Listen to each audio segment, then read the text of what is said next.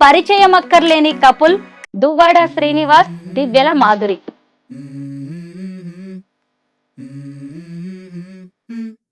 మాధురి గారు, మీరు కొత్త బిజినెస్ ఏదో స్టార్ట్ చేయబోతున్నారంట హైదరాబాద్ లో, అది కూడా శారీస్ బిజినెస్. ముందు నుంచి నాకు శారీస్ బిజినెస్ మీద కొంచెం సో పొలిటికల్ గా ప్రతిసారి ఏం జరుగుతుందంటే ఇతను పాలిటిక్స్ లో బిజినెస్ పరంగా కంప్లీట్ గా లాస్ అయ్యాను. సో అలాంటప్పుడు శ్రీనివాస్ గారికి నాకున్న ఇంట్రెస్ట్ ని గమనించారు అతను. హైదరాబాద్ మదీనాగూడలో ఫస్ట్ బ్రాంచ్ అయితే స్టార్ట్ చేస్తున్నాం, కాంచీపురం బొక్లా సిల్క్స్ అని. మీకోసమే ఆవిడ అలా స్టాండ్ అయిపోయి ఉండడం, ఇంత పిచ్చిగా ప్రేమించడం మీకు ఎప్పుడైనా ఆశ్చర్యంగా అనిపిస్తుందా? జీవితం ఎప్పుడు ఆ ఈర్ష్య, అసూయ, దేశం, ఆధిపత్యాల మధ్య నడిచింది. అలా విసిగిపోయింది నాకు. లేదా ఎక్కడికైనా వెళ్ళిపోదాం దూరంగా, ఇంక అయిపోయి 60 సంవత్సరాల తర్వాత ఇదంతా క్లోజ్ చేసేద్దామని అనుకున్న నాకు నేను ఒంటరిగా ఏం చేయాలో అర్థం కాని పరిస్థితిలో ఈమె తోడు నాకు ఒక ఆసరాగా దొరికింది, ఒక చీకట్లో వెలుగుదా. అలా అలా దగ్గర సొసైటీ కోసం, పెద్దల కోసం పెళ్లి చేసుకున్నట్టున్నారు, పిల్లల్ని కూడా కన్నారు, కానీ మీ జీవితాల్లో ఏదో వెళుతుంది. ఆ వెళితే ప్రేమ, ఆ ప్రేమ కరువైంది. ఆ ప్రేమ మా ఇద్దరి మధ్యలో.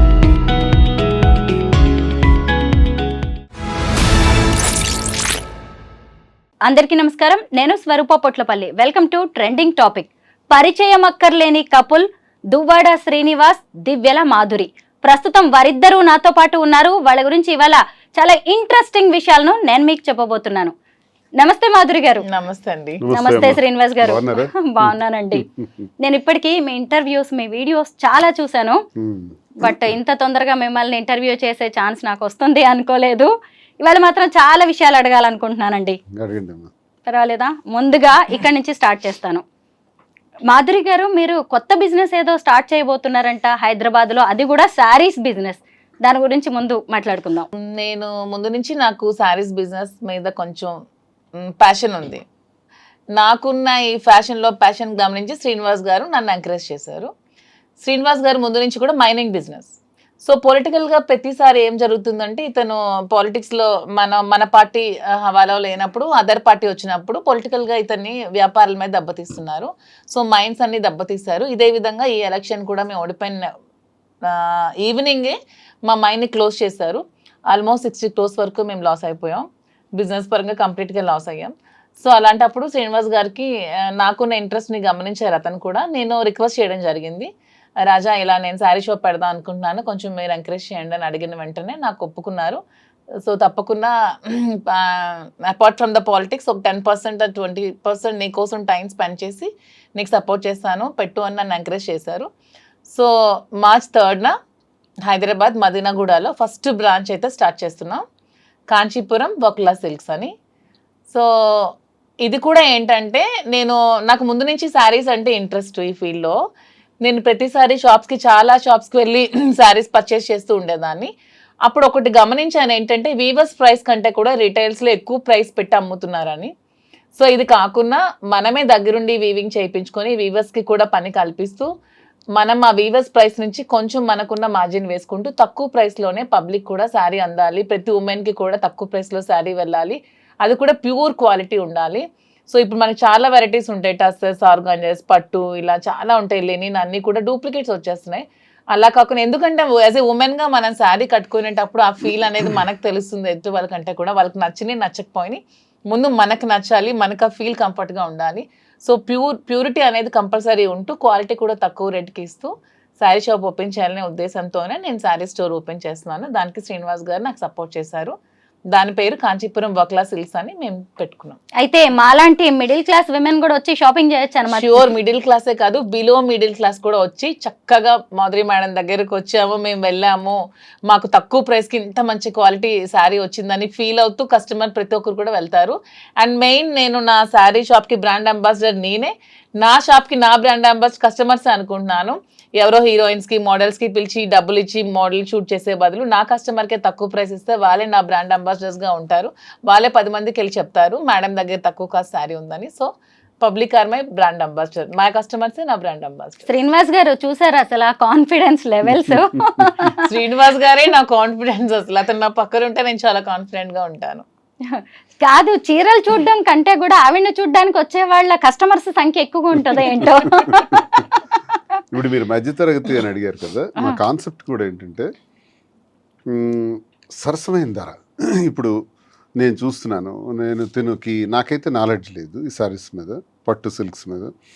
తినుకున్నటువంటి ఎక్స్పీరియన్స్, ఆ ప్యాషన్ అన్నది ఎందుకు ఎక్స్పోజ్ చేయకూడదు, ఇది బిజినెస్లో ఎందుకు మనం 10 మందికి ఉపయోగపడకూడదు అనేది ఆలోచించి మగ్గాళ్ళ దగ్గరికి మేమే స్వయంగా వెళ్ళి ఒక 5-6 నెలలుగా ఈ ప్రాక్టీస్ చేస్తున్నాం. వారణాసి నుంచి ఇక్కడ బెంగళూరు వరకు చాలా ప్రాంతాల్లో, ముఖ్యమైన ప్రాంతాలన్నీ కాంచీ కానీ, ధర్మవరం కానీ, యాడికి కానీ, ఇలాంటి ప్రాంతాల్లో మగ్గాల వద్దకు వెళ్ళి వాళ్ళు నేస్తున్నటువంటి ఆ చీర, ఆ క్వాలిటీ ఏదైతే ఉందో దానికి సరైనటువంటి ధర వచ్చే విధంగా. ఎందుకంటే మగ్గందారుడికి కూలే మిగులుతుంది, ఎవరైతే కొంటున్నారో వాళ్ళకి 6 నుంచి 7 రెట్లు ధర పలుకుతుంది కస్టమర్కి. ఈ చీరల వ్యాపారంలో నష్టపోతున్న వాళ్ళు 1 మగ్గందారుడు నేతన్న, 2 కస్టమర్. వీళ్ళకి న్యాయం చేయాలి. అందుకే నేను డైరెక్ట్ మగ్గందారుడి దగ్గరికి వెళ్ళి నీకు న్యాయంగా అయినటువంటి ధర ఇప్పిస్తాం కాబట్టి నువ్వు అవన్నీ మాకు అందించని చెప్పడం జరిగింది. వాళ్ళు అవన్నీ కూడా మగ్గాల ద్వారా చాలా సేకరించుతాను. నేనేం చెప్తున్నానంటే నాణ్యత ప్రాధాన్యత, నాణ్యతే మా ప్రామాణికం. Quality is our predominance. దీనిని ఎప్పుడూ కూడా మనం మైండ్ నుంచి తీయకూడదు. ఎందుకంటే వ్యాపారం చేసిన తర్వాత వ్యాపారం పెట్టినవాడు ఎవరో తెలుస్తుంది, వ్యాపారం ప్రారంభించిన తర్వాత ఎక్కడైనా సరే. మా పరిస్థితి ఏంటంటే ఈ వ్యాపారం ప్రారంభించక ముందే మేము ఎవరో తెలుసు, మా మీద ఎక్స్పెక్టేషన్స్ ఉంటాయి. ఈయన రాజకీయాలకు చెందిన వ్యక్తి కదా, ప్రజల పట్ల మరి వర్తకుల ఈ కస్టమర్స్ పట్ల ఏ విధమైనటువంటి బాధ్యతతో ఈయన ఈ వ్యాపారం చేయగలుగుతారు మాధురి కానీ శ్రీనివాస్ కానీ అనుకోవచ్చు. కాబట్టి వాళ్ళకి న్యాయం చేయాలి. మా దగ్గరకు వచ్చే కస్టమర్ ఇప్పుడు ఫర్ ఎగ్జాంపుల్ 50,000 రూపాయలకు మగ్గందారుడి దగ్గర కొంటే ఇక్కడ 3 లక్షల రూపాయలకు అమ్ముతున్నారు. ఎందుకు అంత ధరకు అమ్మాలి? అప్పుడు అక్కడ మీరు అన్నట్టు ఒక మధ్యతరగతి కుటుంబానికి చెందినటువంటి ఒక మహిళ వచ్చి ఆ చీరను కొనాలంటే 3 లక్షలు అని కొనలేకపోవచ్చు. కానీ మా ఉద్దేశం అది కాదు. ఆ 50,000 రూపాయల చీరనే ప్రాఫిట్స్ అలాగే మెయింటెనెన్స్ అన్నీ కలుపుకొని ఒక సరసమైన ధర, ఒక రీజనబుల్ ప్రైస్కి అంత కాస్ట్లీ చీర కూడా అందించాలి. ఏదైతే అంత ఖరీదు పెట్టి జూబ్లీ హిల్స్లో కొంటున్నారో అదే చీరని అదే జూబ్లీ హిల్స్లో కానీ, అదే మదీనాగూడలో కానీ, హైదరాబాద్లో ఎక్కడైనా సరే ఒక రీజనబుల్ ప్రైస్కి అందించాలి. కస్టమర్ అనేవాడు మన దగ్గరికి వచ్చాడంటే సంతృప్తితో అతను బిల్ పేమెంట్ చేయాలి. కళ్ళల్లో బాధ ఉండకూడదు, అరే నేను ఈ ప్రైస్ ఇంత ఎక్కువ ఇచ్చానే అన్న ఫీలింగ్ ఉండకూడదు. మనం వాళ్ళ సంతృప్తిని చూడాలి అన్నది మాకున్న ప్రజా సంబంధాల కారణంగానే ఈ అభిప్రాయం కూడా ఉంది మాకు. ఆ అభిప్రాయంతోనే బిజినెస్ చేయటం జరుగుతుంది తప్ప లాభాపేక్షతోని ఇందులో ఏదో సంపాదించేయాలని కాదు. అలా చేయాలనుకుంటే చాలా వ్యాపారాలు ఉంటాయి, ఇందులోకే రావాల్సిన పని లేదు. తనకున్న ప్యాషన్ పట్ల ఈ వ్యాపారం చేయటం పట్ల ఆమె ప్రతి స్త్రీకి తనకు ఒక అవగాహన ఉంది. పొట్టిగా ఉన్నారా, పొడవుగా ఉన్నారా, వీళ్ళు నలుపుగా ఉన్నారా, తెలుపుగా ఉన్నారా, ఎవరు ఎలా ఉన్నా నాతో చాలా మంచి మాటలు చెప్పింది. స్త్రీకి ఆభరణం చీర అని, ఆభరణాల కన్నా నిజమైన ఆభరణం చీర. ఆ చీర ఎలా ఉండాలి అన్నది సామాన్యులు, ఒక కవి కూడా చెప్పారు, సామాన్యుడైనా కూలి పనికి వెళ్ళే స్త్రీ అయినా సరే ఎవరికైనా చీర ఇచ్చే అంత అందం ఏది ఇవ్వదు. కాబట్టి ఆ చీరని అందరికీ అనుకూలంగా ఉండేటట్టు ఏ చీరని తయారు చేసి పెడితే ఈ షాప్లో ఆ అందాన్ని తెచ్చిపెట్టగలం అన్నది ఒక పెద్ద స్టడీ చేసింది. స్టడీ చేసి ఇవన్నీ చేసింది తన కష్టం ఎక్కువ. నేను బ్యాక్డ్రాప్లో ఆమెకు పూర్తిగా సపోర్ట్ ఇస్తున్నాను. ఈ బిజినెస్లో ఇక్కడ ఒక 6 బ్రాంచెస్ కింద డెవలప్ చేసి ఇంకా అలాగే విజయవాడ, రాజమండ్రి, కాకినాడ, విశాఖపట్నం, బెంగళూరు ఇలా విస్తరిద్దామని, దీంతోపాటు జ్యువెలరీ కూడా మనకి బాగా అనుభవం ఉంది, దానిలో కూడా స్టార్ట్ చేద్దామని ఈ రంగంలోకి దిగటం జరిగింది. అసలు మైనింగ్ బిజినెస్ ఎక్కడ, చీరల బిజినెస్ ఎక్కడ, చీరల గురించి మీరు ఎంత అద్భుతంగా చెప్తున్నారు. రోజు నా మాటలే వింటూ అదే నేను ఇప్పుడు అడగబోతున్నాను. యాక్చువల్ గా ఎందుకంటే స్త్రీకి నిజమైన ఆభరణం చీర అని నేను అంటూ ఉంటాను. సో శ్రీనివాస్ ఉమెన్ పొట్టిగా ఉన్నా, పొడుగ్గా ఉన్నా, నలుపుగా ఉన్నా, లావుగా ఉన్నా, ఎలా ఉన్నా ఉమెన్ అంటే అందం అంతే. అది ఈవిడేనా మిమ్మల్ని ఇలా మార్చేసింది? చీరల గురించి కూడా మాట్లాడేలాగా ఈవిడే కదా. ఇంతవరకు రాళ్ల గురించి మాట్లాడేవాడు, రాళ్ళు రప్పల గురించి మాట్లాడేవాళ్ళు. వరల్డ్ క్లాస్ మెటీరియల్ గ్రానైట్ లో నాకు మంచి పేరు ప్రఖ్యాతులు ఉండే ఐకాన్ బ్రౌన్ అని. ఎక్స్పోర్ట్స్ 20 years గా గ్రానైట్స్ ఎక్స్పోర్ట్స్ లోనే ఉన్నాను. వ్యాపారం గురించి తెలుసు, ఫినాన్స్ అప్ అండ్ డౌన్స్ తెలుసు, ఇవన్నీ తెలుసును. కానీ దీని గురించి నాకు చీరల పట్ల అవగాహన లేదు. ఈ మధ్యకాలంలో ఈ 4-5 months నుంచి ఎక్కువగా నేను చూస్తున్నాను. మగ్గాల దగ్గరికి వెళ్ళటం, వాళ్ళు చూడటం, వాళ్ళు పడే కష్టం, ఇందులో నాణ్యత, ఇవన్నీ చూస్తూ నేను ఒక కంక్లూజన్కి వచ్చాను. మనం ఈ బిజినెస్ ఈ రకంగా చేయాలి, ఇది బ్రెయిన్లో పెట్టుకున్నాను. తప్పకుండా సక్సెస్ చేస్తాం, తప్పకుండా న్యాయమైన ధర, సరసమైన ధర వస్తుంది. దానికి నేను ఎప్పుడు కూడా ఆ విధంగా ఆలోచిస్తాను. వ్యాపారం విషయంలో చేద్దాం. ఇప్పుడు ఈ వ్యాపారం చేయకూడదని ఏముంది, ఇది నేరం కాదు. చాలామంది అంటుంటారు దువ్వాడ శ్రీనివాస్ ఆఖరికి ఇలా ఆలోచిస్తున్నాడా, పొలిటీషియన్, అగ్రెసివ్గా మాట్లాడే పొలిటీషియన్, ఎవరినైనా ప్రశ్నించేవాడు, ఎంత దీనిగా ఉండేవాడు. ఏం తప్పే ఉంది? మాధురి కోరికను వాలంటైన్స్ డే సందర్భంగా నాకు ఇది కోరుకుంది, నేను నా ఫ్యాషన్ పట్ల నాకున్న ఈ ప్యాషన్ని మీరు సహకరించండి అనేటప్పుడు నేను మాట ఇచ్చాను. తప్పకుండా తను ఈ బిజినెస్లో సక్సెస్ అవుతుంది. వచ్చే వ్యాలంటైన్స్ డే నాటికి తప్పకుండా 6 branches ఫినిష్ అవుతాయి. ఇతర ఆంధ్రప్రదేశ్లో కూడా కొన్ని బ్రాంచెస్ వస్తాయి. ఒక విమెన్ ఎంటర్ప్రెన్యూర్గా ఒక మంచి ప్లాట్ఫామ్ మీద నిలబడుతుంది. 6 branches ఎక్కడ మాధురి గారు? ఫస్ట్ నేను మదీనాగూడలో స్టార్ట్ చేస్తున్నాను. హైదరాబాద్ ఎందుకంటే వెన్ కంపేర్డ్ టు ఆంధ్ర అమ్మాయినే, కానీ ఎందుకో నాకు హైదరాబాద్ పీపుల్ కనెక్షన్ ఈ 6-7 monthsలో చాలా ఎక్కువగా ఉంది. మ్యాక్సిమం హైదరాబాద్ ఎవరికైనా సరే లైఫ్ ఇస్తుంది, బతకడానికి వచ్చే వాళ్ళకి చాలా మందికి. సో నాకు ఎక్కువ ఫ్యాన్స్ కూడా హైదరాబాద్లోనే ఉన్నారు. తెలంగాణ వాళ్ళే చాలా ఎక్కువ ఉన్నారు. నన్ను ఆదరిస్తున్నారు, అర్థం చేసుకున్నారు, సపోర్ట్ చేస్తున్నారు, నన్ను ప్రేమిస్తున్నారు, నన్ను కలవాలని అడుగుతున్నారు, నన్ను కలుస్తున్నారు, చాలా సపోర్ట్ చేస్తున్నారు. సో ఎందుకు ఫస్ట్ హైదరాబాదే చూస్ చేసుకోకూడదని ఆలోచించుకొని హైదరాబాద్ ఫస్ట్ చూస్ చేసుకున్నాను. అండ్ ఉమెన్ ఎంటర్ప్రెన్యూర్ ఎదగడానికి హైదరాబాద్ మంచి అవకాశం ఇస్తుందని నేను బాగా స్ట్రాంగ్గా నమ్ముతున్నాను. ఎందుకంటే when compared to Andhra, Hyderabad people are well matured. కొంచెం అంటే ఫ్యాషన్ పరంగా కూడా కొంచెం ఈ culture when compared to Andhra కొంచెం ఇది డెవలప్డ్గా ఉంది. సో ఫస్ట్ బ్రాంచ్ మదీనాగూడలో స్టార్ట్ చేసి, నెక్స్ట్ బ్రాంచ్ జూబ్లీ హిల్స్లో స్టార్ట్ చేసి, ఇంకొక బ్రాంచ్ వేరే దగ్గర ప్లాన్ చేస్తున్నాం. తర్వాత నెక్స్ట్ ఆంధ్ర వైజాగ్లో కూడా పెట్టాలి, విజయవాడలో, రాజమండ్రిలో ఇలా కూడా పెట్టాలనే ఆలోచనలో అయితే ఉన్నాము.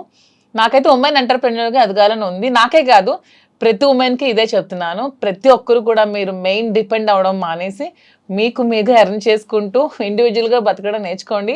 తర్వాత మీరు పెళ్ళిళ్ళు చేసుకుంటారో ఏం చేసుకుంటారో మీకు నచ్చిన బట్టి బతకండి, కానీ ఫస్ట్ అయితే మీరు ఇండిపెండెంట్గా బతకడం అయితే నేర్చుకోండి, ఎవరి మీద ఆధారపడకండి. నిజంగా మీ శారీస్ కలెక్షన్ చాలా బాగుంటుంది. Thank you.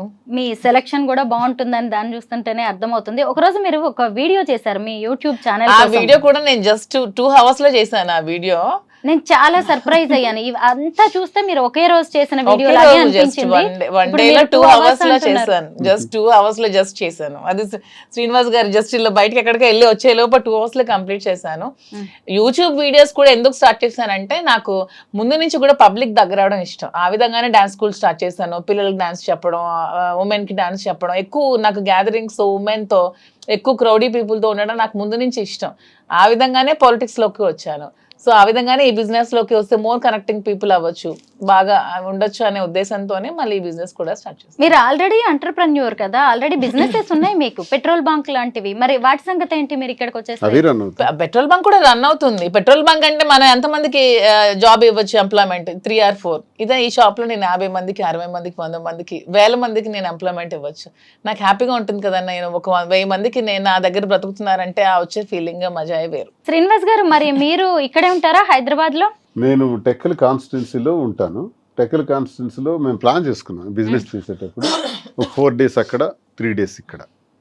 అలాగే మాధురి వస్తుంటారు, వెళ్తుంటారు, నేను వస్తుంటాను, వెళ్తుంటాను. జస్ట్ 3 hours హైదరాబాద్లో ఉంటాం ఫ్లైట్కి వచ్చి. ఇక్కడ నుంచి బయలుదేరితే మరో 3 hours టెక్కల్లో ఉంటాం. ప్రజా సమస్యలు ఇప్పుడు ప్రస్తుతం మాకు 29లో ఎలక్షన్ అయితే 2 years గ్యాప్ బాగా దొరికింది. ప్రస్తుతానికి చిన్న చిన్న సమస్యలు ఉన్నాయి, కార్యకర్తలకి ఇబ్బందులు పెడుతున్నారు. అలాగే పెళ్ళిళ్ళు, ఏవైనా ఫంక్షన్లు ఉంటే వాటికి హాజరవటం, కార్యకర్తలకు ఇబ్బంది వస్తే నిలబడటం, గ్యాప్ కొంచెం ఉంది కాబట్టి ఈ గ్యాప్లో బిజినెస్ని పికప్ చేద్దామని ఇది సీరియస్గా తీసుకున్నాను. అంటే హైదరాబాద్ వచ్చి వెళ్తుంటారా వచ్చి మీరు? వెళ్తుంటాను. ఇక్కడ కూడా ఇల్లు తీసుకుంటున్నాం, ఇక్కడ ఉండటం జరుగుతుంది, అక్కడ ఉండటం జరుగుతుంది. పాలిటిక్స్ అనేది మాకు ఊపిరి, ఇతమే పాలిటిక్స్. 25 సంవత్సరాల కష్టం, అది ఎక్కడ విడిచిపెడతాం? ఫస్ట్ అది చేసి తీరుతాం. అది ఉంటే ఇది ఉంటుంది. మీ మల్టిపుల్ మీ బిజినెస్ కోసం మరి ఆయన మరి ఇక్కడ ఉండడం అక్కడ ఉండడం ఇబ్బంది ఏమి మా రాదంటారా? ఇద్దరికి కూడా ఫస్ట్ పాలిటిక్సే మా లైఫ్, తర్వాత బిజినెస్ మా ప్యాషన్. సో పాలిటిక్స్ వదిలేదే లేదు అసలు. మేము రాజకీయాలు అనేది వదిలేదే లేదు. అతను ఊపిరినంత వరకు రాజకీయాలు చేస్తూనే ఉంటారు, ప్రజల కోసం పోరాడుతూనే ఉంటారు, ప్రజల పక్షాన్ని నిలబడుతూనే ఉంటారు. సో బిజినెస్ కోసం పాలిటిక్స్ వదిలేది లేదు. ఎంతమంది బిజినెస్ చేస్తూ పాలిటిక్స్ చేయట్లేదు? ఓన్లీ పాలిటిక్స్ చేస్తే మేము ఎలా బ్రతికేది? మాకు బ్రతకడానికి కూడా ఉండాలి, మాకు నమ్మి వచ్చిన కార్యకర్తను కూడా మేము బ్రతికి పెట్టే విధంగా ఉండాలంటే మేము కూడా బిజినెస్ చేయాలి, చేస్తూ పాలిటిక్స్ చేయాలి. కాబట్టి రెండు బ్యాలెన్స్ చేసుకోగల సత్తా మాలో ఉందే కాబట్టి మేము కాన్ఫిడెంట్ గా ఉంటూ ఈ నిర్ణయం తీసుకుంటూ బిజినెస్ చేస్తూ పాలిటిక్స్ చేస్తాం. రెండు బ్యాలెన్స్ మా చేసుకోవాలి. ఉద్యోగాల్లో కూడా ఎంతో మంది నాతో ఉన్నటువంటి నిరుద్యోగులు, ఏ అవకాశం లేకుండా ఉన్న వాళ్ళు చాలా మంది ఉన్నారు. వాళ్ళందరినీ ఇన్వాల్వ్ చేస్తున్నాం. మా కార్యకర్తలు చాలా మంది ఇక్కడ పెడుతున్నాను స్టాఫ్ గా. అక్కడ ఎవరికైతే జాబ్ అవసరం ఉందో వాళ్ళకి, ఇక్కడ ఎవరు అవసరం ఉందో హైదరాబాద్ లో ఎంతమంది వీలైతే అంతమందిని తీసుకుంటూ మరి కొంతమందిని అక్కడ అవకాశం లేని వాళ్ళకి కూడా ఇక్కడ తెచ్చిపెట్టడం, ఇవన్నీ కొంతమందికి లైఫ్ ఇవ్వటం జరుగుతుంది కదా. జీవితం నెలకు 20-25,000 జీతం, 30,000 జీతంతో హాయిగా ఉంటారు. పాలిటిక్సే మా లక్ష్యం అని చెప్తున్నారు. అసలే మరి హైదరాబాద్కి వస్తున్నారు. హైదరాబాద్ జనం, తెలంగాణ వాళ్ళు చాలా మెచ్యూర్డ్ గా ఆలోచిస్తారు. ఏమో రేపు ఇక్కడ ఏమన్నా పాలిటిక్స్ లోకి అవకాశం వస్తే మాధురి గారికి మీకు ఓకేనా? అవకాశం వచ్చిన మరుక్షణమే మా ఆశీస్సులు ఉంటాయి, సహకారం ఉంటుంది. గ్రేట్. అసలు జిహెచ్ఎంసీ ఎలక్షన్స్ రాబోతున్నాయి. మాధురి గారు మీలాంటి ఫైర్ బ్రాండ్స్ అవసరం అన్ని పార్టీలకి కనిపిస్తోంది. కొంచెం ఆలోచించుకోండి. మీ బేస్ అయిన ఆంధ్ర నుంచి ఇక్కడికి వస్తున్నారు. ఎందుకంటే మాకున్నది ఎప్పుడు పాలిటిక్స్ తో మాకు నిత్య సంబంధం, వ్యాపారం. అవకాశం వస్తే చూద్దాం.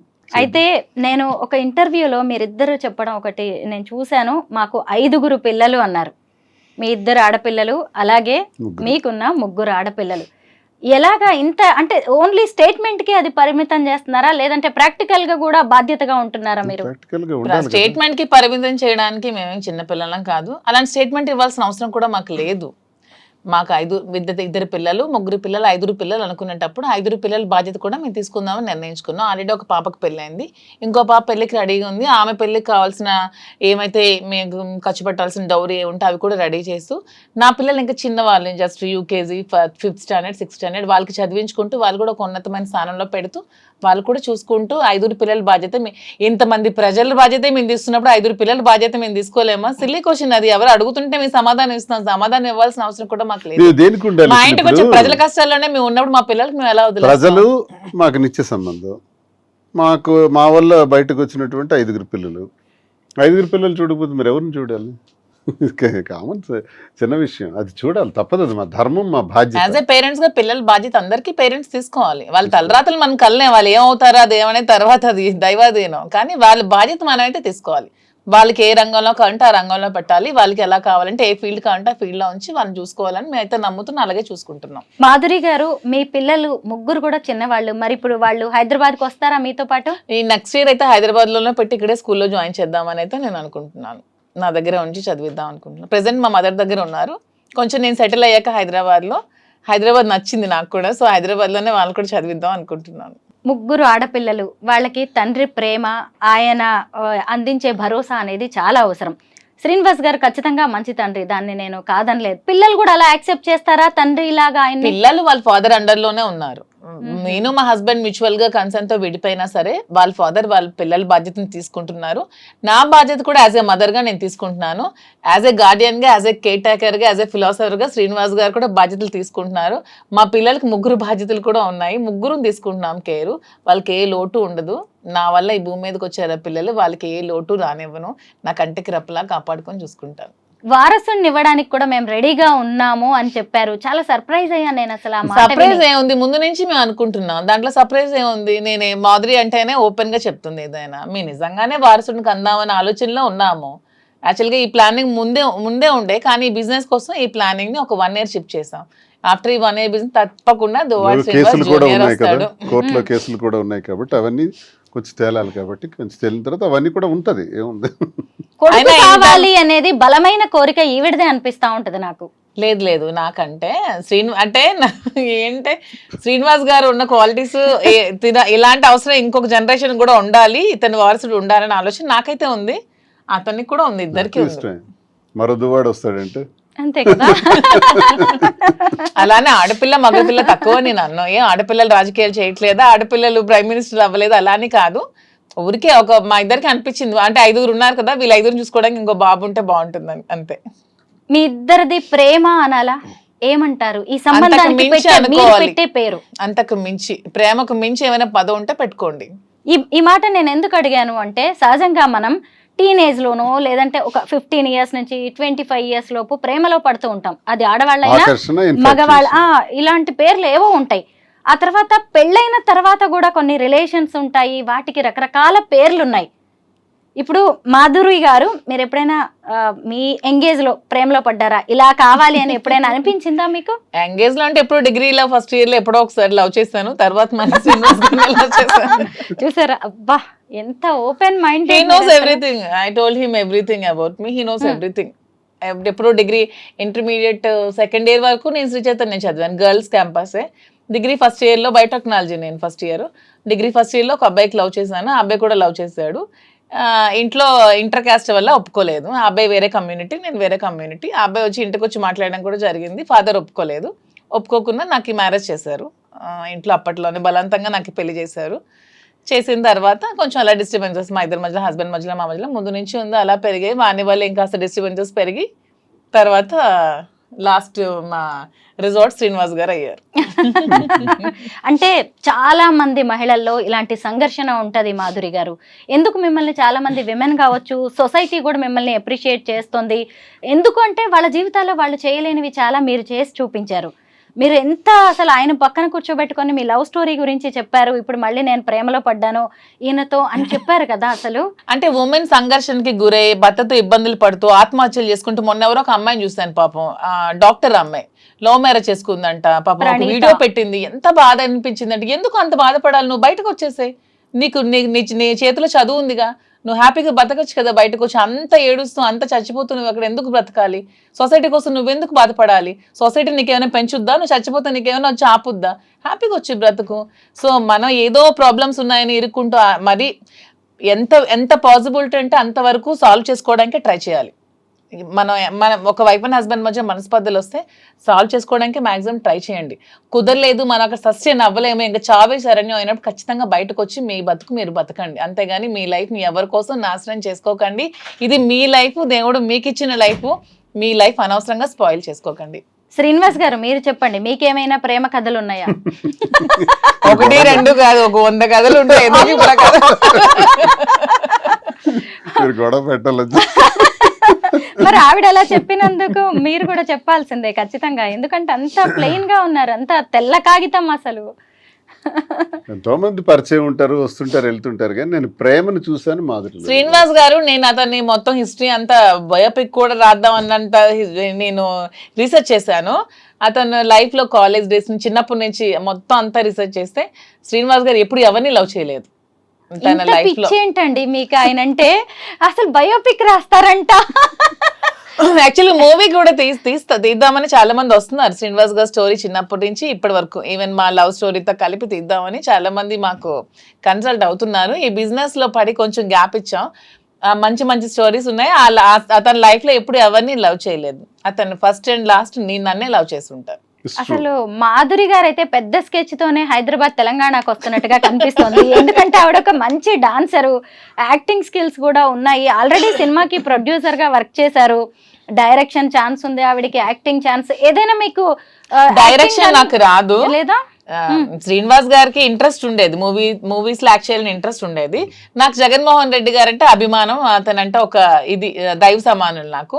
సో అతను చేసిన పథకాలన్నీ ప్రజలకి తెలియాలనే ఆలోచనతో, ఆ పథకాలని ఎలా ప్రవేశపెట్టారు, ఎలా చేశారనే ఆలోచనతో ఒక స్టోరీ చిన్నది రెడీ చేసుకొని శ్రీనివాస్ గారిని లీడ్ రోల్ గా పెట్టి వాలంటీర్ అనే ఒక మూవీకి ప్రొడ్యూస్ చేశాను. ప్రొడ్యూస్ చేసి ఒక మూవీ అయితే తీసాను. ప్రొడ్యూసర్ వరకే చేశాను, డైరెక్షన్ అయితే నాకు రాదు. యాక్టింగ్ మాత్రం నాకు చాలా ఇంట్రెస్ట్. మీకు సీరియల్స్ లో గానీ, సినిమాల్లో గానీ, వెబ్ సిరీస్ లో గానీ ఛాన్స్ వస్తే చేస్తారా? నాకు ఒక మాధురి గారు? మంచి ఉమెన్ విలన్ రోల్ చేయాలని ఉంది నాకైతే. అమ్మో. అంటే రియల్ లైఫ్ లోనేమో మీకు మీరు హీరోయిన్, అంతే, మళ్ళీ రియల్ లైఫ్ లోకి వచ్చేసరికి విలన్ విలన్ రోల్. రోల్ చేయాలని ఉంది యాక్చువల్గా. ఈవిడ దేనికి సూట్ అవుతారండి రియల్ లైఫ్ లో, మీరు చెప్పండి. మంచి మనసు ఉంది అమ్మాయి, అంతేనా? ప్రేమ, మ్మ్. అభిమానం. మీరిద్దరూ కూడా సొసైటీ కోసం, పెద్దల కోసం పెళ్లి చేసుకున్నట్టున్నారు, పిల్లల్ని కూడా కన్నారు. కానీ మీ జీవితాల్లో ఏదో వెళుతుంది. ఆ టైం ఆ మళ్ళీ మీ వెలితి ఇద్దరిని- ప్రేమ, ఆ ప్రేమ కరువైంది. ఆ ప్రేమ మా ఇద్దరి మధ్యలో ఇప్పుడు గత చిగురించి జన్మ అది సుకృతం, గత అంతేనా? జన్మ. అంతే, నేను అదే నమ్ముతాను. మ్మ్. కర్మ సిద్ధాంతంలో నేను అదే నమ్ముతాను. ఎక్కడో గత జన్మలో ఆగింది, ఆ బ్రేక్ ఇప్పుడు అది కంటిన్యూ అవుతుంది. అన్ని లవ్ స్టోరీస్ ఫిక్షన్ నుంచి వస్తాయేమో, మా love story real. So fiction వేరు, రియల్ వేరు, మాది రియల్. ఏం నచ్చుతుంది మీకు ఈ వీడిలో? ఫెయిర్నెస్, స్పష్టంగా, క్లారిటీగా, ట్రాన్స్పరెంట్గా ఉంటుంది. నా పట్ల చాలా ప్రేమ చూపెడుతుంది. కదా, అసలు ఇంత ప్రేమని భరించడం కష్టం ఇంత కదండి. ధైర్యం అయింది. నేను పొరపాటున ఒక మాట అంటే ఇమీడియట్ గా ఎలా రియాక్ట్ అవుతుందో తెలియదు. ఓమో, భయమేస్తుందా మీకు? అందుకే నేను చాలా జాగ్రత్తగా ఏమన్నా. అంటే ఒక ఏంటి అలా క్షణం, భయపెట్టేస్తున్నారు ఆయన్ని మీరు? అంటే ఒక క్షణం అతను నాతో మాట్లాడకపోయినా నేను ఉండలేను అనమాట. ఒక క్షణం ఆ గ్యాప్ కూడా నేను తీసుకోలేను. ఏంటి శ్రీనివాస్ గారు, ఏం చేశారు మీరు అసలు? బాబాయ్, నాకైతే చాలా, అసలు మీరు చాలా లక్కీ అండి. మీకు అనిపిస్తుంది ఎప్పుడైనా రియల్లీ లైఫ్ లో మీరు కొన్ని స్ట్రగుల్స్ నాకు పడ్డాను? డబ్బులు పదవులు అవేం అక్కర్లేదు. డబ్బు కావాలంటే నాకు నేను సంపాదించుకోగలను, పదవి కావాలంటే నాకు నేను తెచ్చుకోగలను. నాకు ప్రేమ ఒక్కటే కావాలి, అది శ్రీనివాస్ గారి ఏజ్ నుంచి పరంగా కావాలనుకుంటున్నాను. చాలా గ్యాప్ ఉన్నప్పుడు కూడా ఇలా నా కోసం, నాకున్న సమస్యలు, నాకున్న సవాళ్ళు, నాకున్న శత్రువులు, నాకున్న రాజకీయ ప్రత్యర్థులు, పరిస్థితులు, ప్రభావాలు, నష్టాలు, లాభాలు, ఇవన్నీ ములిగి తేలే జీవితం అది.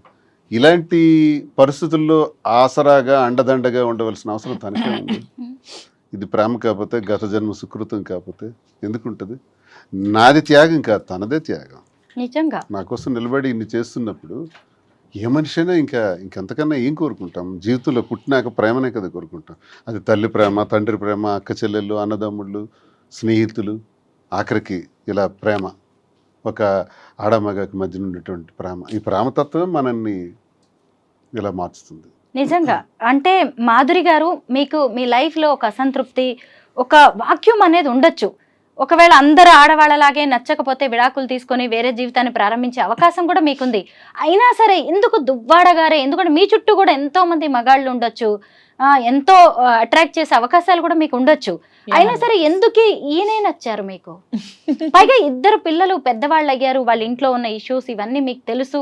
అయినా సరే ఇంత ఏజ్ గ్యాప్ అంటే రకరకాల శ్రీనివాస్ issues గారు ఉన్నాయి. అన్నట్టు ఇది నిజంగా గత జన్మ బంధమేమో అని నాకు మిగిలిపోయిన, గత జన్మలో మేము మిగిలిపోయిన ప్రేమికులమేమో అని నాకు అనిపిస్తుంది. ఇంతమంది ఉంటే అతనే ఎందుకు నాకు కనెక్ట్ అయ్యారు, ఇంతమంది అమ్మాయిలు ఉంటే నేనే ఎందుకు శ్రీనివాస్ గారికి కనెక్ట్ అయ్యాను, మా ఇద్దరి మధ్యలోనే ఎందుకు ఇలా రిలేషన్షిప్ డెవలప్ అయింది, ఏదో గత జన్మలో మిగిలిపోయిన బంధం ఏమో నాకు కూడా అనిపిస్తుంది. శ్రీనివాస్ గారిలో అంటే కొన్ని క్వాలిటీస్ నాకు బాగా నచ్చాయి. తను చాలా హంబుల్, హానెస్ట్, స్ట్రైట్ ఫార్వర్డ్, నీతి నిజాయితీతో ఉంటారు, లంచం ఇలాంటివి ఏవి ఎవరు ఎంత చూపించినా అవి ఏమీ లొంగరు. సో ఇవన్నీ కూడా అతను ఉన్న బెస్ట్ క్వాలిటీస్, చాలా రేర్గా ఉండే qualities. Like diamond, Kohinoor diamond లాగా ఎంతో ఎంతో రేర్ పీస్ లాగా, ఒక రేర్ యాంటిక్ పీస్ అనమాట దువ్వాడ శ్రీనివాస్ గారు. ఈ రోజుకి ఇలా చూసినా గానీ ఈ వీడియో కోసం వెనకబడే వాళ్ళు చాలా మంది ఉండొచ్చు కూడా. అంటే ఆవిడకున్న క్యారెక్టర్ అలాంటిది, ఆవిడకున్న క్వాలిటీస్ అలాంటివి. అయినా సరే అసలు మీకోసమే ఆవిడ అలా స్టాండ్ అయిపోయి ఉండడం, ఇంత పిచ్చిగా ప్రేమించడం మీకు ఎప్పుడైనా ఆశ్చర్యంగా అనిపిస్తుందా? ఆశ్చర్యమే కదా. నేను అదే అనుకుంటాను. నా జీవితం ఎప్పుడూ ఆ ఈర్ష్య, అసూయ, ద్వేషం, ఆధిపత్యాల మధ్య నడిచింది మా ఇంట్లో. ఇలాగే వెళ్ళిపోతానేమో. నేను కొన్నిసార్లు అనుకున్నాను, ఏంటబ్బా ఈ కుటుంబ జీవితం నాకు ఇలా ఉంది, పిల్లల కోసం బాధ్యత వహిస్తూ చాలా ఓర్పు సహనంతో ఉన్నాను, ఇలాగే రహస్యంగా వెళ్ళిపోవాలి. కొంత జీవితం అయిన తర్వాత నేను ఏమనుకునేవాడిని అంటే ఎక్కడికైనా ఆశ్రమానికి వెళ్ళిపోదాం అనుకునేవాడిని.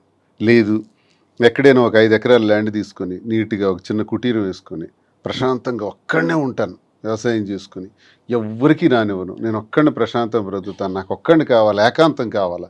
విసిగిపోయాను అనమాట ఇంటి వ్యవహారాలకి.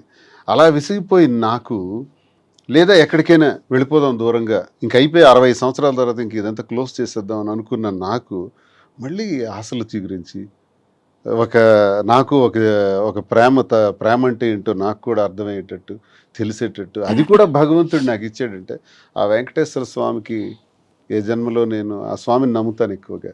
నిత్యం నేను స్వామినే ప్రార్థిస్తాను. నా ఇలవెల్పు స్వామి ఇచ్చిన ఇదే నాకు అని నేను భావిస్తాను. తోటి మగవాళ్ళు కూడా ఈర్ష్య పడే అంత అదృష్టం మీది Yes. కదా. అన్నిటినీ డబ్బులతో కొలవలేమో మాధురి గారు. డబ్బు కాదు ఇక్కడ, డబ్బు ఈ రోజులు ఎవరు సంపాదించట్లేదమ్మా, ప్రతి ఒక్కరు డబ్బులు నా సంపాదించారు. దగ్గర ఏముంది ఇప్పుడు అలా అయితే నిజమే. అంతే కదా. నిజంగా అసలు అంటే ఈవిడ అమాయకురాలు అనిపిస్తుంది ఇక్కడ చూసినప్పుడు, మీరు మాత్రం లక్కీ అనిపిస్తుంది. అలా మాట్లాడుతూనే ఉంటారు కానీ అంటే ఆవిడ ఎక్కడ లెక్కలేసుకోలేదండి నేను గమనించినంత వరకు. 100% true. నిలబడాలని చెప్పారు. చూస్తుంది. ఇప్పుడు మా అంతే. ఇంట్లో జరిగిన సంఘర్షణ తర్వాత ఈయనకు నేను తోడుగా ఉంటానని ఒక డెసిషన్ తీసుకున్నాను. అంతే. నేను ఒంటరిగా ఏం చేయాలో అర్థం కాని పరిస్థితిలో ఈమె తోడు నాకు ఒక ఆసరాగా దొరికింది అనమాట, ఒక చీకట్లో వెలుగులాగా. అలా అలా అలా దగ్గరైంది. అది ఆ కారణం ఏంటంటే ప్రేమ, హిడెన్ లవ్, ఎక్కడో ఒక దగ్గర బయటపడినటువంటి ప్రేమ ఉంది. అది మా మధ్య ఈ స్థితికి దారితీస్తుంది తప్ప అందరూ ట్రోల్ చేసేటట్టు మేమేదో స్వార్థపూరితంగాను ఇంకొక దురాశ ఆశలతోనో ఇది చేయలేదు. మా పరిస్థితులే మాకు ఈ స్థితికి దారి తీసాయి. ఇందులో ప్రేమ అన్నది మాకు ఇంత బలంగా మమ్మల్ని దగ్గర తీసింది. ఈ ప్రేమతో దగ్గరైనటువంటి మేము ప్రజలకు కానీ మా మీద ఆధారపడిన పిల్లలకు కానీ మేము పూర్తిగా భరోసాగా ఉండాలి. ఏదైతే ఇంక శేష జీవితం ఉంటుందో ఆ జీవితంలో మరిన్ని మంచి వ్యాపారాలు చేయాలి, మరింత మందికి ఉపయోగపడాలి, ఒక విమెన్ ఎంటర్ప్రెన్యూర్గా ఆమె నిల్చోబెట్టాలి. నేను అన్నీ చూశాను. నేను బిజినెస్లో పీక్స్కి వెళ్ళాను, రాజకీయాలు చూశాను, అన్నీ చూశాను. ఇంకా నాకు అది ఇది చూడాలనే కోరికలు అయితే లేవు. ఆమెకు సపోర్ట్గా ఉందాం, ఏం చేస్తే అటన్నిటికీ ముందు సపోర్ట్ చేస్తాను. బిజినెస్లో కానీ రాజకీయాల్లో కానీ ఏం చేసినా పర్వాలేదు. మాధురి గారు, శ్రీనివాస్ గారు ఒక ప్రజాప్రతినిధి. ఆయన హీరోయిజం మీకు బాగా నచ్చుతుంది, ఆయన మంచితనం మీకు బాగా నచ్చుతుంది. కానీ ఆయన ఫ్యామిలీ విషయంలో ఆయనకి ఇంకా బాధ్యత ఉంది. పెద్దమ్మాయి పెళ్ళి అయింది, చిన్నమ్మాయికి ఇంకా ఆయన పెళ్లి చేయాల్సి ఉంది. భార్య సరే ఎటు పోయి ఎటు వచ్చినా ఆమె విషయంలో కూడా ఆయనకి బాధ్యత ఉంది. ఒకవేళ ఆయన ఆ బాధ్యతలు నెరవేర్చే క్రమంలో మీరు ఆసరాగా నిలబడతారా ఆయనకి? అదే చెప్తున్నాను, ఆమె విషయంలో బాధ్యతగా ఉంటూ ఆస్తి అంతా ఆమెకి రాసి వచ్చేసారు. అతను ఇది 0 బ్యాంక్ బ్యాలెన్స్ నా దగ్గరికి వచ్చారు. తను ఒక బాధ్యత పెట్టుకున్నారు. చిన్న పాప పెళ్లికి వాళ్ళు తను ఫైనాన్షియల్ గా అంతా ఇచ్చేసినా సరే తండ్రిగా నా బాధ్యత నేను నిర్వర్తించాలని నాకు అడిగినప్పుడు తప్పకుండా చేద్దాము, మీరు ఎలా చేయాలంటే అలా చేయండి అని చెప్పి నేను కూడా అతనికి సపోర్ట్ చేయడం జరిగింది. ఆ విషయంలో నేను ఎప్పుడు కూడా అతనికి అడ్డు చెప్పేదే లేదు. చాలా మంది ఆడవాళ్ళు ఇలాగా ఇష్టమైన వ్యక్తులను ఇష్టపడుతూ ఉంటారు, కానీ బయటకు చెప్పలేక కొంతమంది అయితే హత్యల దగ్గరకు వెళ్తున్నారు, ఆత్మహత్యల దాకా వెళ్తూ ఉంటారు. అసలు మీరు ఎలా ఫేస్ చేస్తున్నారు సొసైటీని? సొసైటీని నేను ఎప్పుడు నన్ను విమర్శించే వాళ్ళకి నేను ఇది పొంగిపోను, నన్ను విమర్శిస్తే నేనేం కృంగిపోను, నన్ను పొగిడితే నేనేమి పొంగిపోను. రెండు బ్యాలెన్స్ చేసుకుంటూ వెళ్తాను. మనల్ని అర్థం చేసుకున్న వాళ్ళు మనకు దగ్గరగా ఉంటారు, లేని వాళ్ళు దూరంగా ఉంటారు. సొసైటీని ఎప్పుడు ఎవరు పట్టించుకోకండి అమ్మా. సొసైటీ ఎప్పుడు మనం ఎలా ఉన్నా సరే ఎప్పుడు ఏదో ఒకటి అంటూనే ఉంటుందని ఎప్పుడు 10 సార్లు ఇదే చెప్తున్నాను. ఉమెన్ ఎలా ఉన్నా సరే సొసైటీ అనేది కామెంట్స్ చేస్తూనే ఉంటుంది ఎవ్రీ ఫీల్డ్లో. ఈవెన్ సినిమాల్లో కానీ, మీ జర్నలిజంలో కానీ, ఈ సీరియల్స్ యాక్ట్ చేసే వాళ్ళు కానీ, బిజినెస్ ఉమెన్ కానీ, ఏదైనా సరే ఉమెన్ ప్రతిరోజు కూడా ప్రాబ్లమ్స్ ఫేస్ చేస్తూనే ఉన్నారు. ఇలా విమర్శలు కాంట్రవర్సీలు ఎదుర్కొంటూనే ఉన్నారు. మన ఇంట్లో కూర్చున్నా సరే పక్కింటోళ్ళు పొరుగింటోళ్ళు ఎదురింటోళ్ళు ఏవో ఒకటి మాటలు అంటూనే ఉంటారు. కానీ నీ కష్టం వచ్చినప్పుడు ఏ పక్కింటోడు పొరుగింటోడు ఏ సొసైటీ కూడా నీ దగ్గరికి రాదు. సో అలా అని మరీ విచ్చలవిడిగా ఉండమని నేనైతే చెప్పను. కానీ మీ నచ్చినట్టు, మీ మనసుకు నచ్చినట్టు, మీ వల్ల ఎదుటి వాళ్ళు ఇబ్బంది పడకుండా, మీరు ఒక కంట కన్నీరుకి కారణం కాకుండా ఒక జీవితానికి మీరు హ్యాపీగా లీడ్ చేయండి. అంతేగాని ఎవరి కోసం మీ లైఫ్ ని సాక్రిఫైస్ చేయకండి. సంఘంలో ఉంటూ సంఘానికి అన్యాయం చేయకూడదు. మనం అంతే, మోసాలు, అన్యాయాలు, అక్రమాలు, ద్రోహాలు, దేశ ద్రోహాలు చేస్తే ఈ సంఘంలో మనకు చెడ్డ పేరును తెస్తాయి. ఎదుటి మనిషి కన్నీటికి మనం కారణం కాకూడదు. ఎదుటి మనిషిలో సంతోషానికి మనం కారణం అయితే చాలు. ఆ సంతోషానికి కారణం కాకపోయినా పర్వాలేదు, కానీ కన్నీటికి మాత్రం కారణం కాకూడదు. ఈ ప్రిన్సిపల్స్ మనం ఎప్పుడైతే ఉంటామో, వ్యక్తిగత విషయాలకి ఈ ప్రిన్సిపల్స్ ఉన్నప్పుడు వ్యక్తిగత విషయాలకు సంబంధం ఏంటి? ప్రతి జీవితంలో కూడా మీరు అన్నట్టు చాలామంది మెన్ చాలామంది మగాళ్ళకి భార్యాబాధితులు ఉన్నారు, కుటుంబపరమైన ఇబ్బందులు ఉండేవాళ్ళు ఉన్నారు, మానసిక రోగాలతో బాధపడుతున్న వాళ్ళు ఉన్నారు, ఆర్థిక ఇబ్బందులతో ఉన్న వాళ్ళు ఉన్నారు, ఎన్నో సమస్యలతో ఉన్న వాళ్ళు ఉన్నారు. అలాగే మహిళలు భర్త వేధింపులతో బాధపడుతున్న వాళ్ళు ఉన్నారు, అలాగే కుటుంబ సంబంధాలతో బాధపడుతున్నటువంటి వాళ్ళు ఉన్నారు. ఇవందరూ ఇన్ని ఈ సమస్యల మధ్య వాళ్ళ వ్యక్తిగత జీవితాల్లో ఏదో ఒక నిర్ణయం తీసుకోక తప్పదు. ఒక కోణం ఉంటుంది, అది తప్పు కాదు. అది వాళ్ళ వ్యక్తిగత పరిస్థితులను బట్టి వాళ్ళ నిర్ణయం తీసుకున్నారు. తీసుకున్నంత మాత్రాన్ని ఇది సమాజానికి సంబంధించినటువంటి విషయంగా భావించి ఆత్మహత్యలకు ఇంకో రకంగాను జీవితాన్ని త్యజించడం అన్నది దుర్మార్గం. ఇలా ఎవ్వరూ చేయకూడదని నేను కోరుకుంటున్నాను. మళ్ళీ మళ్ళీ మనం పుట్టాం, ఒకసారి పుడతాం. సైంటిఫిక్గా ఆలోచిస్తే ఈ పుట్టిన జీవితం చాలా చిన్నది. ఈ చిన్న దానిలో సంతోషంగా ఉండడానికి ప్రయత్నించాలి, ప్రేమతత్వంతో ఉండడానికి ప్రయత్నించాలి. ఎవరి ఇష్టం వాళ్ళది, ఎవరి వ్యక్తిగతం వాళ్ళది. నీ మనసుకు నచ్చిందా, నీ మనసుకు నచ్చినట్టు నువ్వు చెయ్యి. ఒక సినిమాలో మహేష్ బాబు అంటాడు, you are the hero of your life. నిన్ను నడిపించుకునే శక్తి నీలోనే ఉంటుంది. అల్టిమేట్గా నీ విజయానికి నువ్వే కారణం, నీ పతనానికి నువ్వే కారణం, పక్కోడు కాదు. సో మనం జీవితాన్ని మనం చక్కగా నడిపించుకుందాం. ఇందులో ఒకరికి బాధ కలిగించకుండా ఉండాలనుకునే నీ ప్రిన్సిపల్ నువ్వు పెట్టుకుని అన్నీ చేసుకోయే నష్టం లేదు. ఇదేం తప్పు కాదు. దీన్ని రహస్యంగా మాధురి ఎవరో నాకు తెలియదు, శ్రీని ఎవరో నాకు తెలియదు అని తను అనేయచ్చు, తప్పించుకోవచ్చు. అందరూ చేస్తున్నది ఇదే. మేము అలా చెప్పదలుచుకోలేదు.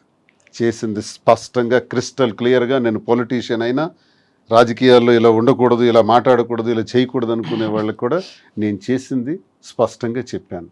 మీరు చేసింది చెప్పలేకపోతున్నారు. మీ షర్టు విప్పితే ఉన్న మచ్చలన్నీ కూడా తెలుస్తాయి. నా షర్టు విప్పాను కాబట్టి నా మచ్చల గురించి విమర్శకులు మాట్లాడుతున్నారు. విమర్శకులు మీ షర్ట్లు కూడా విప్పితే మీ మచ్చలు కూడా బయటకు తెలుస్తాయి. దయచేసి విమర్శించి మీరేదో స్వర్గం నుంచి దిగి వచ్చినట్టు మాట్లాడద్దు. ఇలాంటి విమర్శల వల్ల చాలామంది జీవితాలు త్యజించుకుంటున్నారు, ఇలాంటి మాటల వల్ల. అలాంటి వాళ్ళకి మేము ఉదాహరణగా ఏం చెప్తున్నాం అంటే ధైర్యంగా ఉండండి, ఎవరిని ఖాతరు చేయకండి, విమర్శల్ని పక్కన పెట్టండి. విమర్శించేవాడు పనికి మాలిన వాడు, చేతగాని వాడే విమర్శిస్తాడు. మహిళ స్ట్రాంగ్గా ఉండాలని చెప్తాము, బాగా చదువుకోవాలి అంటాము, ఉద్యోగాలు చేయాలంటాము, అంతరిక్షంలో కూడా ఆడది వెళ్ళాలని చెప్తాం. కానీ అదే పర్సనల్ లైఫ్లోకి వచ్చేసరికి మాత్రం ఎవరిని పెళ్లి చేసుకుంటే వాళ్ళతోనే ఉండాలి, ఆ చెయ్యి వదిలేసిరా, నీకు ఇష్టమైన మళ్ళీ ఇంకొక మగాడి చెయ్యి పట్టుకొని ఏ సమాజమూ చెప్పదు. కానీ ఇప్పుడు వీటన్నిటిని కూడా బద్దలు కొట్టారు మాధురి గారు. మీరేమంటారు మహిళలకు హిందూ సంబంధించిన సాంప్రదాయ ప్రకారం పెళ్లిళ్ళు ఉంటే మరి డైవోర్స్ సిస్టమ్ అనేది ఎందుకు తీసుకొచ్చారు? అసలు అది తీసుకురాకుండా ఉండాల్సింది కదా, మరి ఎందుకు డైవోర్స్ సిస్టమ్ అనేది ఎందుకు వచ్చింది అసలు? మరి అది ఉండే ఉండకూడదు. అప్పుడు ఒకరితో పెళ్లి చేసుకుని ఆగిపోవాలని డైవోర్స్ సిస్టమ్ ముందు బ్యాన్ చేయాలి. వివాహాలకు వచ్చేటప్పుడు తల్లిదండ్రులు అనేవాళ్ళు పెంచాలి, పోషించాలి, చదివించాలి, ఉన్నత స్థాయికి తీసుకురావాలి, అన్ని చేయాలి. వివాహం వచ్చేటప్పటికి ఆ వ్యక్తిగతంగా ఆ బిడ్డకున్న ఆలోచననే మనం ప్రొటెక్ట్ చేయాలి, మగవని ఆడవని. ఇప్పుడు నా కూతురు ఉంది, పెద్ద కూతురు, నేను ఒక ఇష్టమైన ఒక వ్యక్తిని పెళ్లి చేసుకుంటాను, ఓకే గో హెడ్ అన్నాను. డబ్బులు గట్టిగా ఖర్చు పెట్టి పెళ్లి చేశాను, నేనేం వద్దనలేదు. అసలు ఇంతవరకు మీకు ఒక విషయం చెప్పినా అబ్బాయి ఏ కాస్ట్ కూడా శ్రీనివాస్ గారు తెలియదు. నేను పట్టించుకున్నాను. నీకు ఇష్టం కదా చేసుకో అంటే నేను ఆచరించి నేను చెబుతున్నా, నేను తండ్రినే. ఇలా ఆచరించే తండ్రులు ఎవరైనా ఉంటే వాడు ఒక మూర్ఖుడు, చేతగాని వాడు. పిల్లలని ఒక స్థాయికి తీసుకురావటమే నీ బాధ్యత. వాళ్ళ జీవితం వాళ్ళది, వాళ్ళకి విడిచిపెట్టాలి. చాలామంది తల్లిదండ్రులు ఏమనుకుంటారంటే నా కొడుకు నాకు చల్లగా నాకు చూడాలి, కోడలు వచ్చిన తర్వాత ఆ కోడల్ని వాళ్ళిద్దరు సంతోషంగా ఉంటే దాన్ని జెలస్గా ఫీల్ అయ్యి నన్ను నిర్లక్ష్యం చేస్తున్నాడు నా కొడుకు అంటారు. తప్పది. పెళ్ళయిన తర్వాత ఇంక నీ కొడుకుతో నీకు సంబంధం వద్దు, నీ కూతురుతో నీకు సంబంధం వద్దు. వాళ్ళు హాయిగా బ్రతకని, నీ కాళ్ళ మీద నువ్వు బ్రతుకు. బాగులేనప్పుడు వాళ్ళే వస్తారు, లేనప్పుడు దేవుడు ఉన్నాడు చూస్తాడు. అంతేగాని లేనిపోని ఆలోచనలు పెట్టుకొని మారుతున్న ఈ జనరేషన్లో ఇంకా మనం అన్ని విషయాల్లో తలదూర్చడం వల్ల ఈ గొడవలు వస్తాయి, స్పర్ధలు వస్తాయి, విడిపోతారు, గొడవలు పడతారు. పిల్లల్ని అంతవరకు అల్లారు ముద్దుగా పెంచుతారు. పెంచినప్పుడు ఇష్టం వచ్చినట్టు పెళ్లి చేయమంటే హత్యలు చేస్తున్నారు, పరువు హత్యలు అంటున్నారు. కులం ఏమైనా తిండి పెడుతుందా? క్యాస్ట్కి ఏముందా? అందరూ హ్యూమన్ బీయింగ్సే కదా. ఈ క్యాస్ట్ ఫీలింగ్ ఎందుకు అసలు? మాధురి గారు, మీరు శ్రీనివాస్ గారిని ఏమని పిలుస్తారు? నేను రాజా అని పిలుస్తాను. ఎందుకని? ఆయన కింగ్ అనా? అలాంటి క్వాలిటీస్ ఉన్నాయని. ఏంటండి రాజాకు ఉండే క్వాలిటీస్ చెప్పండి. ఇంతకన్నా క్వాలిటీస్ ఏముంటుంది? ప్రజల కష్టం ఉందంటే అక్కడ వెళ్ళి అతను ఉంటారు. 600 106 వాళ్ళ కష్టంలో ప్రతి క్షణం పాలు పంచుకుంటారు. అంతకన్నా ఇంకేం ఉండాలి క్వాలిటీస్ కింగ్కి? అందుకే నాకు ఎప్పుడు రాజాలా కనిపిస్తాడు. సినిమాల్లో చూస్తాం కదా హీరోస్ ని, మీకు రియల్ లైఫ్ లో హీరో. మీరు నా ఈవెన్ అన్యాయం జరుగుతుంది అంటే ఆడు ఎవడైనా నేను విడిచిపెట్టే ప్రసక్తి లేదు, నిలబడిపోతాను అడ్డంగా. రాజకీయం కోసం అడ్డదారులు తొక్కరు, ఎవరి కాళ్ళు పట్టుకోడు, ఎవరికి రిక్వెస్ట్ చేయడు, ఎవరికి బెక్ చేయడు.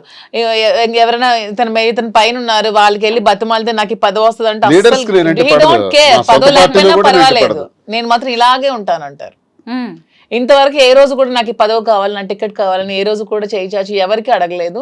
అన్ని అతని కాళ్ళ దగ్గరికి వచ్చాయి అంతే. అతని దురదృష్టం, అతని ఫ్యామిలీ పరంగా కొన్ని ప్రాబ్లమ్స్ ఫేస్ చేయడం వల్ల అతి తక్కువ ఓట్ల మెజారిటీతో ఇంత 3,000 గెలవలేకపోయాడు. 2,000 ఓట్లతో, అది కూడా ఫ్యామిలీ ప్రాబ్లమ్స్ వల్ల ఓడిపోయారు తప్పితే అతను ఎప్పుడు ప్రజా జీవితంలో ఎప్పుడో నగ్గేశారు. మీరు ఆవిడ ఏమని పిలుస్తారు? రాజు, అంటే ఏంటి? రాజు రాజారాజు ఏంటండి, ఏమైనా అలా ఏం పర్టికులర్? కాదు, మా ఇంటి దేవత కులదేవత రాజులమ్మతల్లి అన్నమాట. సో అలాగా మా ఇంటి దేవత అని చెప్పి నాకు అలా రాజు అని పిలుస్తారు. అలా ఎప్పుడైనా మీరు ఆయన మీద అలుగుతారా అండి? చాలా సార్లు. ఎందుకు, ఏంటి రీజన్స్ ఏముంటాయి? నాకు చిన్న ప్రియారిటీ దగ్గర నేను తట్టుకోలేను. ఇష్టమే మీకు ఇంకా. నా చెప్పాను కదా, నాకు పదవులు డబ్బులు ఇవన్నీ కాదు, ప్రియారిటీ కావాలి, ప్రేమ కావాలి. ఆ తగ్గితే మాత్రం నేను ఊరుకోను. అలుగుతుంది మళ్ళీ నా దగ్గరికే వస్తుంది. అలాగే వెళ్ళి సారీ చెప్పేమని అడిగేస్తాను, ఎందుకంటే ఎక్కువసేపు ఉండలేను కదా. మళ్ళీ ఆయనే కావాలి మీకు. ప్రయారిటీ తగ్గడం అంటే ఏం చేస్తూ ఉంటారు? అంటే ఏదైనా చిన్న కోపం వచ్చింది అనుకో, నాతో ఒక అరగంట ఇలా మాట్లాడడం మానేస్తారు. ఆ అరగంట మాట్లాడడం మానే నేను తట్టుకోలేను. సో ఆ గ్యాప్ లో కూడా వెళ్ళి త్వరగా నాకు సారీ చెప్పి మాట్లాడాయని చెప్తా. ఏడ్ చేస్తారా ఎప్పుడైనా మీరు? నేను ఏడుస్తాను కూడా. అమ్మో, మీకు 2 అమ్మాయిలు కాదు 3 అమ్మాయిలు కదా, కొంచెం చైల్డిష్ పాపం. చిన్నపిల్ల తను గడుసు దాన్ని అనుకుంటారు కానీ ఇన్నోసెంట్. నేను అనుకోవట్లేదు గడుస్తాన్ని, నేనేం చూసే వాళ్ళైనా సరే నేను మీరు చాలా సెన్సిటివ్, చాలా సెన్సిటివ్, ఐఎమ్ వెరీ సెన్సిటివ్. చెప్తున్నాను కదా, ఎవరో వచ్చేదో కష్టం ఉందంటే వెంటనే అతను చెప్పకుండా కూడా డబ్బులు ఇచ్చేస్తూ ఉంటాను. ఇది కూడా నేను ఎందుకో గమనించాను, కొంచెం మంచి హార్టీ విడిది అని. ఎన్నోసార్లు తిట్లు కాస్తాను, అతను తెలియకుండా చాలా మంది వస్తూ ఉంటారు, అమ్మాయి ఇలా ఉందంటే అది నిజమో కదా తెలుసుకోకుండా ఇచ్చేస్తూ ఉంటాను. చాలా సార్లు తిట్టారు కూడా, తెలుసుకో ముందు నిజమా కాదా అని. నాకు తెలిసి కూడా చాలా మంది 50 లక్షలు తను వడ్డాణం ఇచ్చేయటం, వడ్డాణం gold ఇచ్చేయటం. ఇచ్చేసారా? మరేంటి ఎవరికండి? ఏమైంది కారణం ఏంటంటే వాడికి పాపం ప్రాబ్లం లో ఉన్నాడు, ఏదో ఫంక్షన్ ఉంది వాళ్ళ కూతురుది, మెచ్యూరిటీ ఫంక్షన్, అందుకే ఇచ్చేసానంటే. ఏం చేశారు? అలాగే gold తీసుకెళ్ళిపోయాడు ఎన్నో దానాలు ధర్మాలు ఇలా వడ్డాణం వెనక్కి ఇవ్వట్లేదు, అప్పులని ఆడు అడుగుతుంటే ఇచ్చేయటమే. అవన్నీ కొంచెం ఇప్పుడు మానుకున్నాను స్ట్రాంగ్ గా. మీరిద్దరు గిఫ్ట్స్ ఇచ్చుకుంటూ ఉంటారు, ఏం తక్కువైందని ఇలాగా చిన్న చిన్న గిఫ్ట్స్. ఆవిడ వడ్డాణాలే ఆవిడ దానం చేసేస్తుందంటే గిఫ్ట్స్ ఇచ్చుకోవడం అని కాదు, శ్రీనివాస్ గారు వాడే ప్రతి వస్తువు కూడా నేను కొనిపెట్టిందే పెట్టుకోవాలని అదొక చిన్న. ఏమి ఇచ్చారు ఇప్పటిదాకా గిఫ్ట్స్ ఆయనకి? ఇప్పుడు రింగ్ ఉంది అనుకో, అది నేనే దగ్గరుండి చేయిస్తాను, అది నేను చేస్తే పెట్టుకోవాలి. ఈ బ్రాస్లెట్ నేనే ఇచ్చి అదే పెట్టుకోవాలి, అతని దగ్గర ఎన్నున్నా పెట్టుకోవాలి, నేను ఇచ్చిందే పెట్టుకోవాలి. అలా ఉంటుంది నాకు చిన్న ఫీలింగ్. శ్రీనివాస్ గారు అనిపిస్తుందా ఇంత ప్రేమను భరించడం కూడా కష్టమే అని? చాలా అదృష్టవంతుడిని. అదృష్టం నిజంగానే. అవును, మీరే అదృష్టవంతుడిని, వెంకన్న దయ్య. అంతేనండి నిజంగా. మీరిద్దరు భలే మీడియా ఫ్రెండ్లీ, అసలు అందరికి ఎవరికైనా ఇంటర్వ్యూ. మీడియా ఫ్రెండ్లీ కాదు, friendly to everyone, public people అంతే. మీడియా అంటే మాకు స్పెషల్ గౌరవం కూడా, రెస్పెక్ట్. నిజంగానే నేను చిన్నప్పటి నుంచి రాజకీయాల్లో కూడా మీడియాకి ఎక్కువ ప్రాధాన్యత ఇచ్చుకుని వచ్చేవాడిని. నా ఎలివేషన్ కూడా మీడియా చేశారు నన్ను. వాళ్ళే నన్ను రాజకీయంగా ఈ స్థాయికి తీసుకొచ్చారు. ఆ ప్రాణం ఎప్పుడూ ఉంటది మీడియాలో. మీడియా పట్ల ఎవరు అనుచితంగా బిహేవ్ చేస్తే నచ్చదు, ఎందుకంటే మీ మీడియా వాళ్ళే మమ్మల్ని పైకి తేవాలన్నా మమ్మల్ని చేయాలన్నా చాలా ఇదిగా టెక్కల్లో సామాన్యమైన విలేకరు దగ్గర నుంచి జిల్లా రాష్ట్రం వరకు అందరితో సమానంగా ఉంటాం, అందరితో క్లోజ్ గా ఉంటాం. నేను చాలా సార్లు మా టెక్కల్ మీడియా అంతా నాకు ఫ్రెండ్లీ. మాధురి మేడం అంటే మా మీడియా అందరికి ఇష్టం, ఎందుకంటే పాపం వాళ్ళందరూ చాలా కష్టపడుతూ ఉంటారు, సాలరీస్ ఉండవు, ఏముండవు. పాపం వాళ్ళ ప్యాషన్ తో ఈ మీడియాలో చాలా మంది పని చేస్తూ ఉంటారు. వాళ్ళందరికీ నేను ఎప్పుడు సపోర్ట్ చేస్తూ ఉంటాను. ఎప్పుడైనా ఎవరైనా ఏదైనా అడగండి, ఇచ్చేస్తారనుకుంటా కొంచెం. అయితే మీ కపుల్ని చూసాక కొంతమంది దీన్ని పాజిటివ్ గా చూస్తున్న వాళ్ళు ఉన్నారు, నెగిటివ్ గా చూస్తున్న వాళ్ళు కూడా ఉన్నారు. అయితే కామెంట్స్ విపరీతంగా వస్తూ ఉంటాయి, అప్రిషియేట్ చేసే వాళ్ళకంటే కూడా చాలా నెగిటివ్ కామెంట్స్, ట్రోలింగ్. ఇప్పుడు ఈ ఇంటర్వ్యూ మీద కూడా ఖచ్చితంగా ట్రోలింగ్. సరే అండి, నేను ఎంక్వైరీ చేశాను. మెయిన్ ఏంటంటే మేము పవన్ కళ్యాణ్ లేకపోతే లోకేష్ చంద్రబాబు నాయుడు విమర్శిస్తాం, కానీ ఆ పొలిటికల్ పీపుల్ కొంతమంది చేస్తున్నటువంటి కామెంట్స్, పొలిటికల్ యాంగిల్లో మేమంటే పడని వ్యక్తులు మా శత్రువులు ఒకే ఐడి నుంచి ఒక 10 కామెంట్స్ వస్తాయి, మీరు చూడండి. అందులో ఒకే ఐడి నుంచి 10 ఉంటాయి వరుసగా. అది కావాలని ఇది కొన్ని ఐడీలు క్రియేట్ చేసి ఫాల్స్ ఐడీలతో కూడా చేస్తారు. అవి రియల్ పీపుల్ కారండి, ఆ కామెంట్స్ని పట్టించుకోవాల్సిన అవసరం లేదు. ఒకవేళ రియల్గా చేసినా ఖాతరు చేయాల్సిన అవసరం లేదు. దిస్ ఈజ్ మై లైఫ్, నేను ఇలా డెసిషన్ తీసుకున్నాను, మేము ఇద్దరం ఇలా ఉంటున్నాం, మేము చెప్తాం, ఇంకేం చెప్పాలి చెప్పండి. కానీ ఎవరు ఏమనుకున్నా కానీ మనకి నచ్చిందే చేయాలి, మన జీవితం మనది అని నిజంగా మీ ఇద్దరు చాలా మందికి అయితే ధైర్యాన్ని ఇచ్చారు. ఏ మాటకు ఆ మాటే. అది మాత్రం ఒప్పుకొని తీరాలి, నన్ను కూడా తిడతారేమో. మీరు మంచి చేశారు. ఎందుకంటే నిజంగా ఒక రిలేషన్లో అంత బలవంతంగా ఉండడం కంటే బయటకు వచ్చి నచ్చిన వ్యక్తుల్ని, పైగా మీరు ఎక్కడా దాచిపెట్టలేదు దేన్ని కూడా. అదే అంటున్నాం కదా, నేను ఫస్ట్ టైం ఇంటర్వ్యూ ముందుకు వచ్చాను. అప్పటికే మేము 2 years నుంచి ఉన్నాము, మా పబ్లిక్ అందరికీ తెలుసు. వచ్చి ఓపెన్ గా చెప్పాను, దాన్ని కూడా చాలా ట్రాల్స్ చేశారు, ఫేస్ చేశాను అంతే. శ్రీనివాస్ గారు నాకేం సంబంధం లేదు, ఎవరో నాకు తెలియదు అని చెప్పి నేను ఉండొచ్చు, అందరూ చేసేటట్టు సీక్రెట్ గా మేము కలవచ్చు, కలిసి ఉండొచ్చు, అన్నీ చేయొచ్చు. అలా ఏమీ లేదు, ఓపెన్ గా ట్రాన్స్పరెంట్ గా క్లియర్ గా క్రిస్టల్ క్లియర్ గా ఉన్నాం. మా తెలంగాణలో మీరు స్టార్ట్ చేయబోయే saris and jewellery business super success అవ్వాలని మేమైతే కోరుకుంటున్నాం. Thank you so much. మేము కూడా నాకు నమ్మకం అయితే ఉంది తెలంగాణ పీపుల్ మీద, నాకు సపోర్ట్ చేస్తారని, నన్ను ఆదరిస్తారని, నాకు ఈ బిజినెస్ కి 100% వాళ్ళు చేయూతనిస్తారని నమ్మకం అయితే నాకు ఖచ్చితంగా. చాలా మంది తెలంగాణ పీపుల్ మేము కష్టాల్లో ఉండేటప్పుడు ఇక్కడ నుంచి ఫోన్స్ వస్తుంది, మహబూబ్ నగర్, నిజామాబాద్, హైదరాబాద్. ఈవెన్ నా పవర్ కట్ చేసినప్పుడు వానైతే నాకు ఇంటికి రావాలా, మేము వస్తాం, మేము హెల్ప్ చేస్తామని ఎక్కడెక్కడి నుంచో నాకు కాల్ చేసి చాలా సపోర్ట్ విచిత్రంగా తెలంగాణ చాలా ఎక్కువ వచ్చింది. అందుకే విశాఖపట్నంలో ప్రారంభిద్దాం బిజినెస్ అనుకున్నాం, మాకు హైదరాబాద్ లో ప్రారంభిద్దాం, 2 రాష్ట్రాల్లో కూడా మనకి అదొక వైడ్ ఇది వస్తుంది, అక్కడే చేద్దాం అని మనసు మార్చుకొని మళ్ళీ ఇక్కడికే వచ్చాం. ప్రేమాభిమానాలు, ప్రజలు ఇవన్నీ మర్చిపోలేను. మా కష్టాల్లో మాకు ఎంతమంది కాల్ చేసి నిలబడ్డారు అనేది మాకు తెలుసు. మీ దేశ ఆంధ్ర అయినా కానీ మా కోసం మీరు ఇక్కడికి వచ్చేసి కొత్త బిజినెస్ స్టార్ట్ చేయడం, మీ జీవితం కూడా అండి ఖచ్చితంగా ఈ సెకండ్ ఇన్నింగ్స్ అనేది అద్భుతంగా ఉండాలి. మీ పర్సనల్ లైఫ్ కూడా, ప్రొఫెషనల్ లైఫ్ కూడా ఖచ్చితంగా. ఈవెన్ నేను సినిమాల్లోనో సీరియల్స్ లోనో ఎక్కడో స్టార్ లాగా అయితే చూస్తాను. Thank you so much. Thanks to you both. Thank you.